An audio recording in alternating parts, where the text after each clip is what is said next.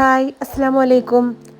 അപ്പോൾ ഇന്നത്തെ വീഡിയോ രാവിലെ മുതൽ ഉച്ചവരെയുള്ള കുറച്ച് വിശേഷങ്ങളൊക്കെയാണ്. അപ്പോൾ വീഡിയോ എല്ലാവരും സ്കിപ്പ് ചെയ്യാതെ തന്നെ കണ്ടു നോക്കുക. ഇഷ്ടമാണെങ്കിൽ എന്തായാലും ലൈക്ക് ചെയ്യാനും ഷെയർ ചെയ്യാനും എന്തെങ്കിലും കമൻറ്റായിട്ട് അറിയിക്കാനും മറക്കരുത്. പിന്നെ സബ്സ്ക്രൈബ് ചെയ്യാത്തവരുണ്ടെങ്കിൽ ചാനൽ ഒന്ന് സബ്സ്ക്രൈബ് ചെയ്ത് സപ്പോർട്ട് ചെയ്യുക. അപ്പോൾ വീഡിയോ കണ്ടോക്കാം. അപ്പോൾ ഇന്നിപ്പോൾ ഇതാ ബ്രേക്ക്ഫാസ്റ്റിന് നെയ്പത്തിരിയും ചിക്കൻ കറിയാണ് കേട്ടോ. അപ്പോൾ ഇതാ ഞാൻ നെയ്പത്തിരി ചുട്ടുകൊണ്ടിരിക്കുകയാണ്. അപ്പോൾ ഇന്ന് സ്കൂൾക്കും ഇത് തന്നെയാണ് കൊടുത്ത് വിടുന്നത്. അപ്പോൾ ഇതാ ഇത് നമ്മളെ പുഴുങ്ങലരി ഉണ്ടല്ലോ, നമ്മൾ ചോറ് വെക്കണ അരി തലേന്ന് കുതിർത്തിട്ട് രാവിലെ അങ്ങനെ അരച്ചിട്ട് അങ്ങനെ ഉണ്ടാക്കുന്ന നെയ്പത്തിരിയാണ് കേട്ടോ. എല്ലാവർക്കും അറിയാമല്ലോ റെസിപ്പിയും കാര്യങ്ങളൊക്കെ. അപ്പോൾ ഇതാ ഇനിയിപ്പോൾ ഞാൻ മൊത്തത്തിൽ അതൊന്ന് ഫ്രൈ ചെയ്തെടുക്കും കൂടി ചെയ്യട്ടെ.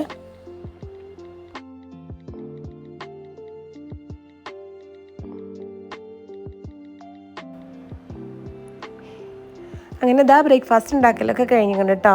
മക്കൾ സ്കൂൾക്കൊക്കെ പോയിക്കണം. ഇനിയിപ്പോൾ ഞാൻ ബാക്കിയുള്ള മാവ് ഒന്ന് ഫ്രിഡ്ജിക്ക് വെക്കും വേണം. പിന്നെ ജസ്റ്റ് ഗ്യാസ് സ്റ്റോപ്പൊക്കെ ഒന്ന് ക്ലീൻ ചെയ്യണം. നമ്മൾ നെയ്പത്തിരിയൊക്കെ ഉണ്ടാക്കുമ്പോൾ എന്തായാലും ഓയിലും കാര്യങ്ങളൊക്കെ നല്ലോണം തെറിച്ചിട്ടുണ്ടാവുമല്ലോ.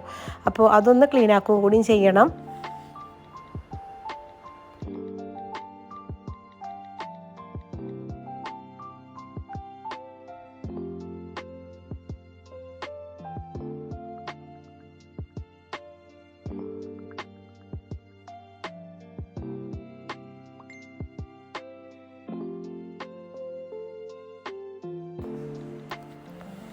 അങ്ങനെ ഇനിയിപ്പോൾ രാവിലത്തെ ക്ലീനിങ്ങും കാര്യങ്ങളൊക്കെ കഴിഞ്ഞിട്ട് ഇതാ കിച്ചണിൽ വന്നതാണ്. ഇന്ന് ഫിഷ് ബിരിയാണിയാണ് കേട്ടോ ഉണ്ടാക്കുന്നത്. അപ്പോൾ ഞാൻ മസാല കുക്കറിലാണ് ഉണ്ടാക്കുന്നത്.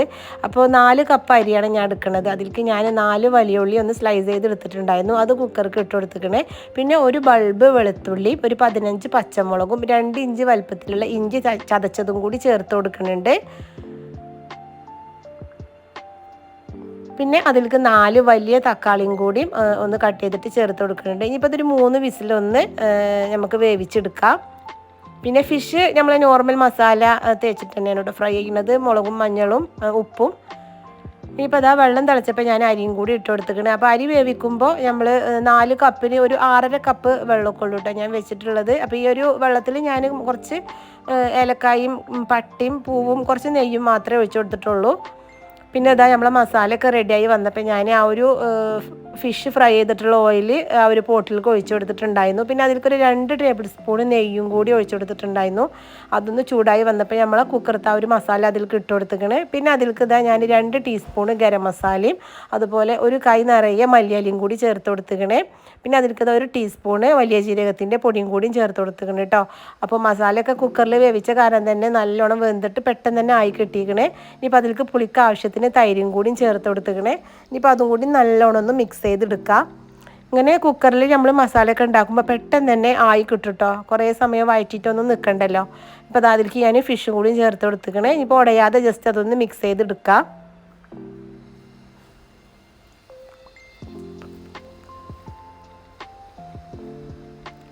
ഇനിയിപ്പോൾ ഒരു 5 മിനിറ്റ് അതൊന്ന് മൂടി വെച്ച് കൊടുക്കാം കേട്ടോ. അപ്പോൾ ഇതാ ഇവിടെ റൈസും റെഡിയായി വന്നിരിക്കണേ. അതിൻ്റെ മുകളിൽ ഇതാ ഞാനൊരു ഉള്ളി ഫ്രൈ ചെയ്തതും പിന്നെ കുറച്ച് ഗരം മസാലയും മല്ലിയിലയും കൂടി മിക്സ് ചെയ്തതും കൂടി ഇട്ട് കൊടുത്തിക്കണേ. പിന്നെ ആവശ്യത്തിന് നെയ്യും കൂടി ഒഴിച്ചു കൊടുക്കുന്നുണ്ട്. നെയ്യൊക്കെ ഓരോരുത്തരുടെ ഇഷ്ടത്തിനനുസരിച്ചിട്ട് ഒഴിച്ചു കൊടുക്കാം കേട്ടോ. ഇനിയിപ്പോൾ ബാക്കിയുള്ള ചോറും കൂടി അതിൻ്റെ മുകളിൽ ഇട്ട് കൊടുത്തിക്കണേ.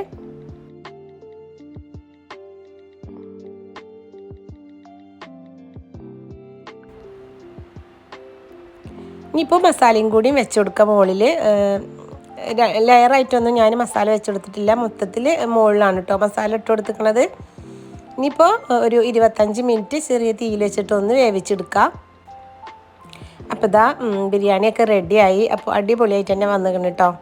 അപ്പോൾ ഇതുപോലെ സിമ്പിളായിട്ടൊക്കെ ബിരിയാണി ഉണ്ടാക്കിയിട്ടുണ്ടെങ്കിൽ പെട്ടെന്ന് തന്നെ പണിയും കഴിയും, നല്ല ടേസ്റ്റുമാണ് കേട്ടോ കഴിക്കാൻ. അപ്പോൾ എല്ലാവരും ഒന്ന് ട്രൈ ചെയ്ത് നോക്കി. ഇനിയിപ്പോൾ ഇതാ അതൊക്കെ കഴിഞ്ഞ് ഇനിയിപ്പോൾ കിച്ചൺ ക്ലീനിങ് ആണ്. അപ്പം ഇന്ന് ഗ്യാസ് സ്റ്റോപ്പ് നല്ലോണം ഒന്ന് സോപ്പ് വെച്ചിട്ട് ക്ലീൻ ചെയ്യണം കേട്ടോ. രാവിലത്തെ ഓയിലും കാര്യങ്ങളും അതും പിന്നെ ബിരിയാണിയൊക്കെ വെച്ചാൽ അതുപോലെ ഓയിലും കാര്യങ്ങളൊക്കെ ആവുമല്ലോ. അപ്പോൾ അതൊക്കെ ഒന്ന് നല്ലോണം ഒന്ന് ഡിഷ് വാഷ് ലിക്വിഡ് വെച്ചിട്ട് ഒന്ന് സ്ക്രബ് ചെയ്തെടുക്കുന്നുണ്ട്.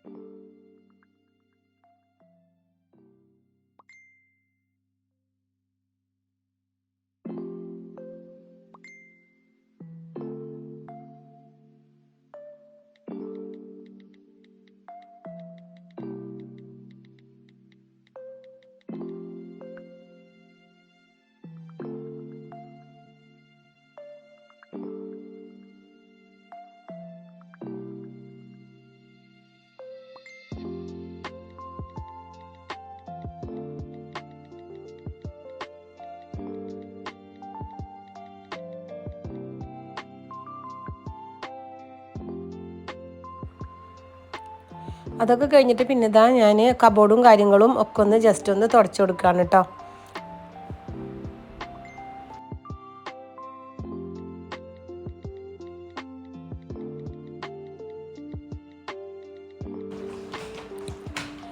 ഇനിയിപ്പോൾ ഇതാ ഗ്യാസിൻ്റെ കമ്പിയും കാര്യങ്ങളും അതൊക്കെ ഒന്ന് കഴുകാനുണ്ടായിരുന്നു. അപ്പോൾ അതും കൂടി ഇനിയിപ്പോൾ പെട്ടെന്ന് തന്നെ ഒന്ന് കഴുകിയെടുക്കും കൂടി ചെയ്യട്ടെ.